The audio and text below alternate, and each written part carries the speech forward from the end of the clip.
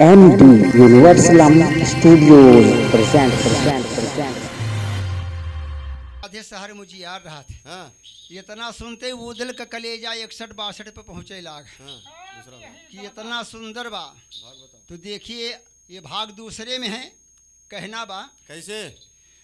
उदल पनिहारिन से बोला मानुष देह पायन मोला, जिससे परसारथ ना होला। वाह भैया। चोला चेतन ये बिरथा जो हो जी जा।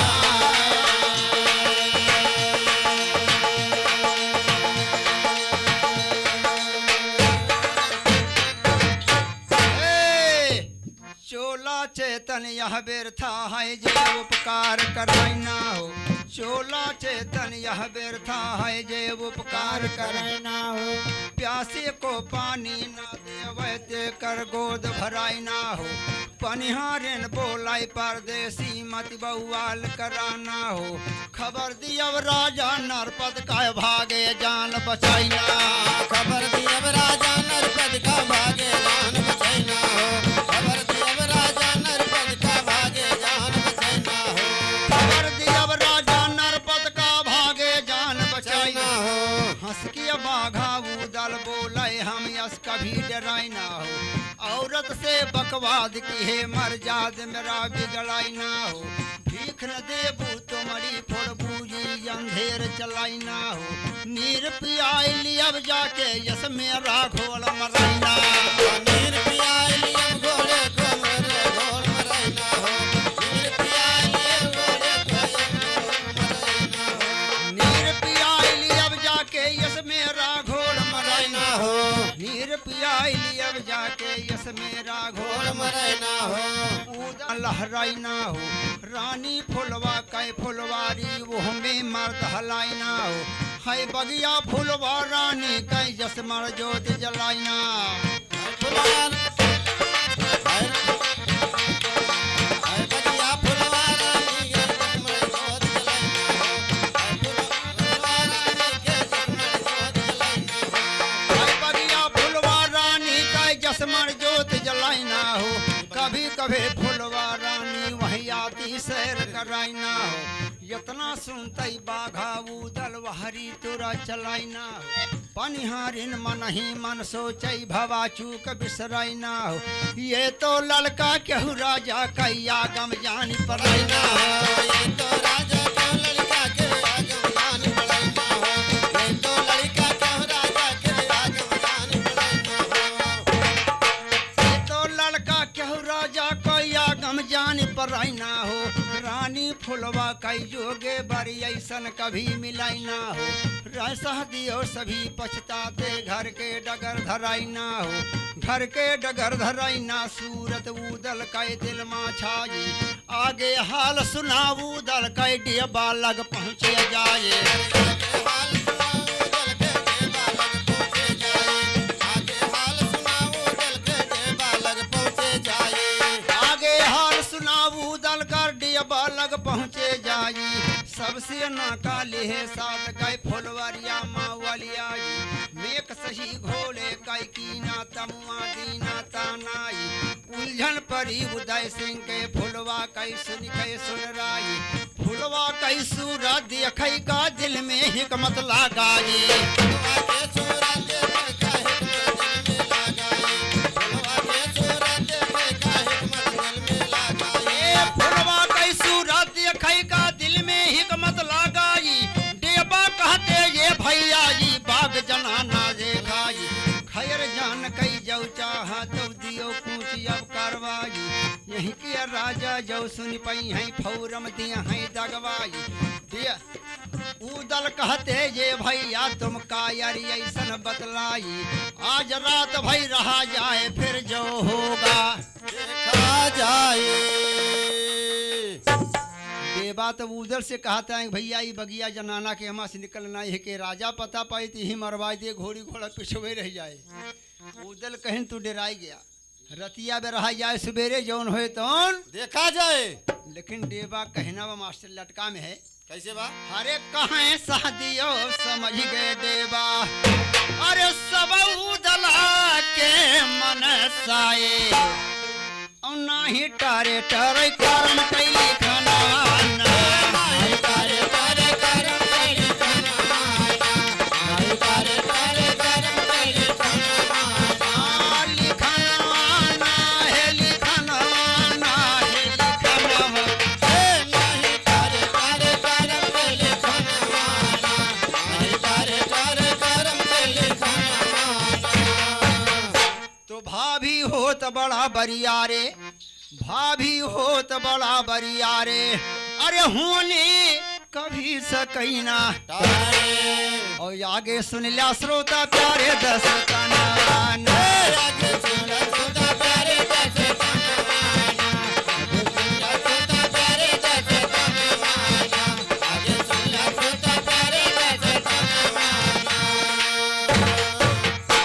उदल अपने मन में विचार कर थे कि भूखा प्यासा पड़ा है लाओ डेबा से कहीं जाएगा बाजारी इसको सलाह में कुछ पानी धानी पी जाए तब उदल डेबा से फुरमावा हर डेबा तू बाजार का जा और रात घोड़न का लैया भूसा दाना घोड़न का लयावा भूसा दानवाना भूसा दानवाना भूसा दानवाना भूसा दानवाना रात घोड़न का लयावा भूसा दानवाना रात घोड़न का लयावा भूसा दानवाना धीरे से उदल निकाल के एक मोहर डेबा का पकड़ाए थे हां कहीं जाएगा बाजार से कुछ अपनी ताई कुछ घोलमन ताई लेके आवा डेबा मस्त हुई गए मोहर धेर जेब में और बाजार चल दी है बाबूजी कैसे जब बाजार चल दी तो हरी का होत बा का होत बा कि डेबा करने गवा बाजार हर माली आए परा उस बारे और बोले उदल का ललकार बागीवाना उधर का ललकार बागीवाना ए बागीवाना वाना बागीवाना वाना बागीवाना वाना उधर का ललकार बागीवाना वाना उधर का ललकार बागीवाना वाना वाह वाह यहाँ तो डेबा बाजार खजुरहट पहुँचे वहर बगिया के माली उदल लगे पहुँचाते लिहिस गेर में है कैसे कि निर्बस करवाया फुलवारी निर्बस करवाया फुलवारी अरे खियमा जल्दी दिया बुखारे और दिया घोरन कई बाहर फेंका कोनवाना या घोड़न के बाहर फेंका कोनवाना अरे कोनवाना ये कोनवाना राम कोनवाना या घोड़न के बाहर फेंका कोनवाना या घोड़न के बाहर फेंका कोनवाना तो रानी फुलवा के फुलवारी रानी फुलवा के फुलवारी अरे यहमा मर्द न पड़े दिखारे और बन कही तू आया या नारी खोई जानवाना के तू आया नारी को बचाना के तू आया नारी को बचाना के तू आया नारी को बचाना तो राजा नरपत है निरसंखी तू का कटी है जैसे पंखी और मेहरी घर में बैठी झंखैरा तू दीवाना मेरे घर में बैठी झंकरा तो दीनवाना मेरे घर में बैठी झंकरा तो दीनवाना मेरे घर में बैठी झंकरा तो दीनवाना इतनी जोर से जब मालिक गुस्साई गए तो उधर सोचत है मामला गड़बड़ बा ये मालिक गुस्साई गए का मनाना बहुत जरूरी बा हमें लेकिन उदल काहे बर्दाश्त करे फिर भी सोचत बा कि दूसरे के इलाका में पड़ा है अगर कसके बोलब तो के ढेर मनी जुटे हैं हां तो बोला बेदुल कई सवारा अरे वाह हरे माली सोच के बात निकारा और मैंने क्या की ना तुम्हारा मुकसना मैंने क्या किया तुम्हारा नुकसान हे नुकसान वाला नुकसान वाला नुकसान वाला मैंने क्या किया तुम्हारा नुकसान वाला मैंने क्या किया तुम्हारा नुकसान वाला अपने कार्यकर्ताएं उदल में हरे रो बनत रहे मलिया से हाथ जोड़ के बोलत थे कि अगर का कहा थे कैसे कि इतनी जून कहाँ का जइबे ये तनी जून कहाँ का जइबे जइबे अरे भोरे डेरा कूच करबे और राती बगिया में लगबे हम ऐसा नवान राती बगिया में लगबे हम सनवाना राती बगिया में लगावे जाय सनवाना यसनाना है यसनाना है यसना राती बगिया में लगावे जाय सनवाना राती बगिया में लगावे जाय सनवाना ए भैया उदल कहा थे कि रतिया भी रहा जा सवेरे हम हिस्से बगिया से निकल जा लेकिन मनिया कहीं से 1 मिनट ज्यादा तो मालिक कहे मिनट भर ज्यादा अरे भोरे तक कहीं न ले बहुआ वादा और जल्दी भागाया अपन लादा कुल सामान जल्दी भागाया पलादा चमनवाना जल्दी भागाया पलादा चमनवाना हे चमनवाना हे चमनवाना जल्दी भागाया पलादा चमनवाना जल्दी भागाया पलादा चमनवाना मलिया डांट के बोलत बाकी रात तो बहुत भी 1 मिनट का मौका ना है उदल सोच गए कि माली ज्यादा गुस्सा है कि अखा मनाई ले हम ठीक है बा तो उदल माली के लग जाई और दीना एक मोहर पकड़ाए और बोला खुश होई के झुकाई गारा दानान बोला खुश के झुकाए करे दानवा आ करे दानवा करे दानवा करे दानवा बोला खुश के झुकाए करे दानवा बोला खुश के झुकाए करे दानवा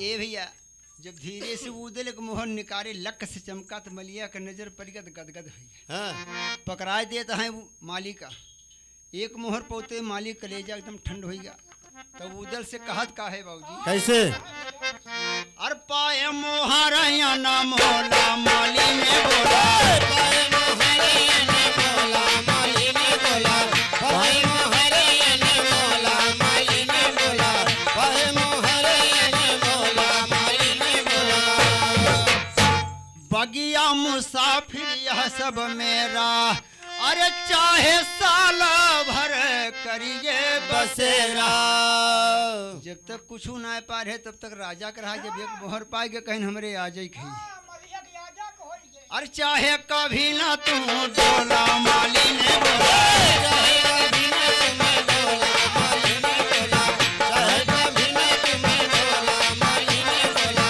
चाहे कभी न तुम्हें बोला माली ने बोला चाहे कभी न तुम्हें बोला माली ने बोला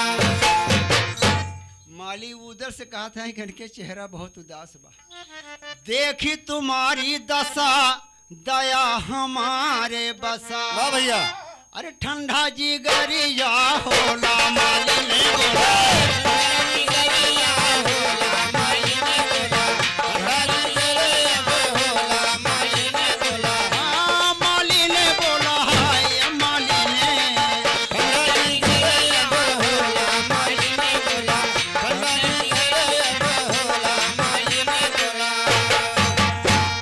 उदल से कही के मलिया चलत भय अपने मलिनिया से जाके कहत भय बाबूजी यार माली और उदल में थोड़ा बातचीत कर मलिया का लेट हो गए मलिनिया मारे गुस्सा के भीतर से बिलाई बंद कई के अब पड़ी यहाँ खटिया पर मारी गुस्सा के दहजरू पूत गए भी नहीं अब वहीं तक ले हार पहनाए के लौटबैन के है हाँ तो देखा कहना बा कैसे बा माली द्वारे पर पहुंच के हो जजीरी खड़खड़वाओ थे हाँ अरे जल्दी के वाणी प्यारी खोला माली ने बोला जल्दी तुम्हारी प्यारी खोला माली ने बोला जल्दी तुम्हारी प्यारी खोला माली ने बोला हाँ, माली ने बोला ये माली ने बोला तुम्हारी प्यारी खोला माली ने बोला तुम्हारी प्यारी खोला माली ने बोला अरे बाप रे बाप मलिनिया तुम्हारी रिश्के जंगार भया है हाँ भीतर से बिलाए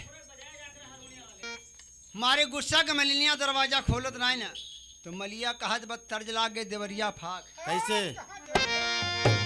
अरे देवाल ना फाट परी देवरिया के तर्ज बा माली कहे एक बाका मुसाफिर अरे आके टिका फुलवारिया हम बोला जल्दी बगीचा से भागा तो दीना एक मोहारिया हम बोला जल्दी बगीचा से भागा तो दीना एक मोहारिया हम बोला जल्दी बगीचा से भागा तो दीना एक मोहारिया मलिया बहर में से कहा मलिनिया से ऐसन मुसाफिर कबहू ना देखा अरे नरी वर्मा बीती उमारिया जल्दी चली जा बगीचा मतारी सिरवा पे धैला डलारिया जल्दी चले जा बगीचा तो प्यारे सिरवा पे धई के डलारिया जल्दी चली जा बगीचा तो प्यारे सिरवा पे धई के डलारिया मलिया बोले तो बकी ऐसा धंधारी ऐसा डराकुल मर्द देखे ना हाँ। यक्के दांत डांट के बोलो हो धीरे से लप से मुहर पकड़ा दे तई मेहरा रुक जाते ही हाँ चली जब बगिया में अरे तनकी भय मथवासी कोरी के बोलू यो तिरछी कई के नजारिया अरे देगा मोहर तब डर से मुसाफिर यमान तनिको लबारिया देगा मोहर तब डर से मुसाफिर यमाना तनिको लबारिया देगा मोहर तब डर से मुसाफिर यमाना तनिको लबारिया देगा मोहर तब डर से मुसाफिर यमाना तनिको लबारिया देखे बाबूजी मलिया के बात मलिनिया के दिल में बैठ गया तैयार होता है छंद भाव बा मालिन सुन के पति के बतिया बगिया में गई दवरी दवरे बगिया में चले दवरे दवरे कारी क्रोध चली बगिया में हली सब सब देख कर